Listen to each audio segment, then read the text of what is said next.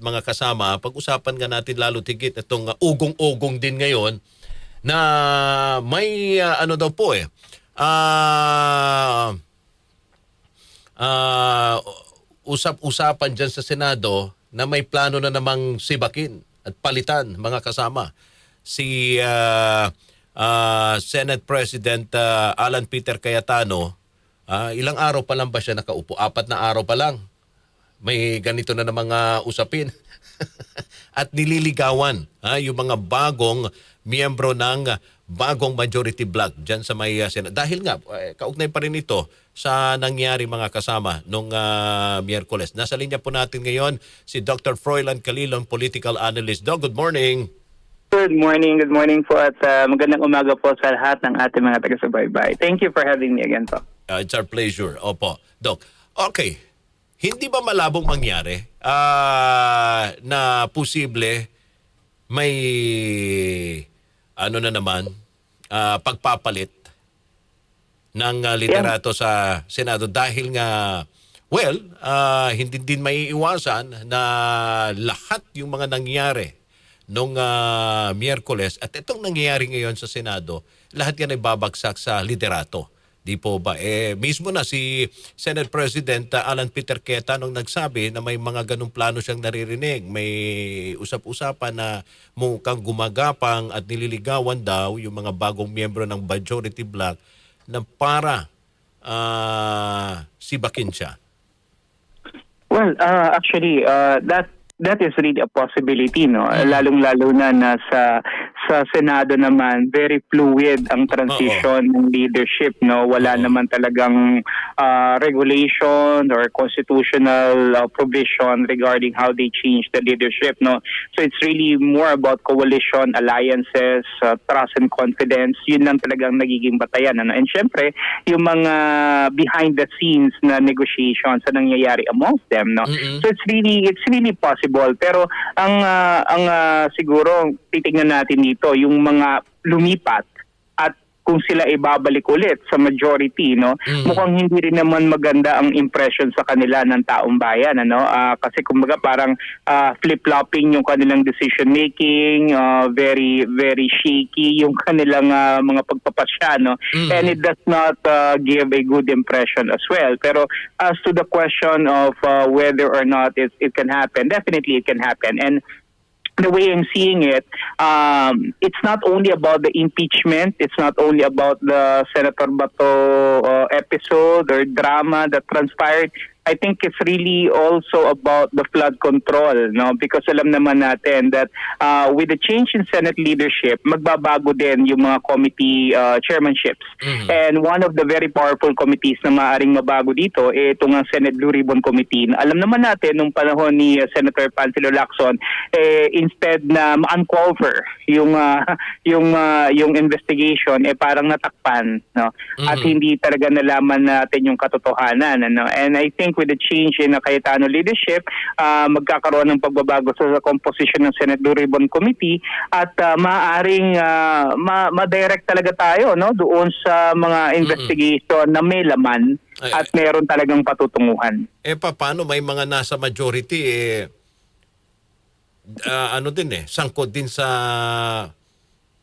flood control anomaly, di umano? Yeah, totoo po 'yun, ano. Kaya paano po ito yung nga mangyayari? Opo, Dr. Froilan. ito nga yung maaring maging batayan din ng kanilang desisyon ng maaring paglipat, no, especially that their names may also be dragged into this. Pero syempre alam naman natin na kung sakasakali na syempre meron namang kumbaga meron namang usapan yan na maaaring gawin. Alam natin na ang leadership, particularly ang Senate Presidency at ang Senate Blue Ribbon Committee chairman, they can always direct or redirect the investigation doon sa mga elemento o doon sa mga usapin na sa tingin nila ay makakapagbigay ng linaw sa mga bagay pero maaring hindi makapagpahamak naman doon sa kanilang mga kaalyado. Kumbaga, pwede nilang tignan to pero maaring ang pagtuunan muna ng pansin. Halimbawa, yung mga yung mga pahayag na ibinigay ni Zaldico ng 18 Marines o kaya ni Martin Romualdez recently, so that at least magkaroon ng kasi ang tingin ko naman dito, ang inaantay ng ating mga kababayan talaga is yung talagang mga malalaking isda, no. I mean, the senators, they're also involved, pero with the level of involvement, titingnan natin dito kasi kung sino ba talaga yung may mas mataas na level of involvement, yung involvement sa conspiracy at saka dito sa pagkakaroon ng ganito kalaking multi-billion peso scandal, no. So these things, no, kailangan nating siguro balang kasing maigyan. Okay. Dr. Froilan? Yes. Okay. All right. So para sa inyo, malabo pa itong mangyari ngayon? Well, Yung pagpapalit ng papalitan na naman yung liderato ng Senado. Kasi it's like I said, it's possible, but the impression that it will give to the institutional integrity of the Senate, that will create a not so good impression, particularly because even the new minority, kung sila ang mag-a-unseat sa bagong majority at sila na naman yung magiging panibagong majority, remember that they're also part of the institution. And whatever happens to the institution, wherever the institution goes, kung halimbawa magkakaroon nga ng negative impression ng taong bayan natin sa Senado, damay din sila. No? Siguro ang maaring mangyari rito is maaring antayin na lang muna nila, no? Kaya lang medyo they need to really decide on it the soonest, kasi nga ang isa sa talagang harangin nila rito at hindi nila gugusto yung mangyari na nasa mayorya ngayon, yung baton ika nga, is the impeachment. No, this is very, very crucial for them. No, alam naman natin that this is a part of the design of the administration na talagang ma-impeach yung ating ikalawang pangulo. No, so that's one of the considerations. And syempre, another is the possibility of opening the investigation to the flood control scandal with this time. No, this time talagang wala nang pagtatakip na mangyayari. Sinasabi ninyo, ang isa sa mga dahilan dahil sa impeachment laban kay Vice President na ngayon may sapat na numero sila ang majority bloc sa Senado. That is right. Right. Yeah, go ahead, Director. Kasi po, ang kasi niyan, ang Senate leadership kasi, there is a tendency for the senators to actually coalesce or to run to the center, kung sino yung may hawak talaga ng liderato, meron siyang kakayahan to actually control and dictate the tempo of the impeachment proceeding. Po pwede niyang tignan yung mga constitutional, jurisdictional, and even questions of procedures, no, and this may actually create yung tinatawag nating delays dito sa impeachment. And remember that impeachment is contingent on timing and momentum, no. So yung momentum shift kapag nangyari yan dahil sa matagal na proseso ng mga pagdinig at matatabunan yung issue, and before we know it, it's already 2027 and filing na ng candidacy.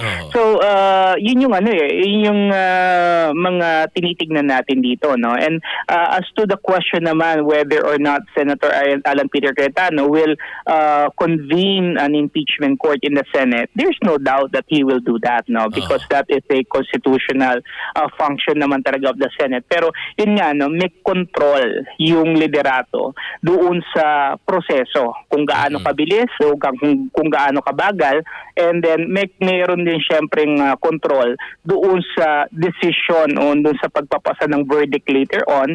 Like I said, there is a tendency for the majority bloc to coalesce with their leader, no. Ganun kasi yung dynamics yan So maaari talagang maging favorable sa ikalawang pangulo ang isang Cayetano Senate presidency.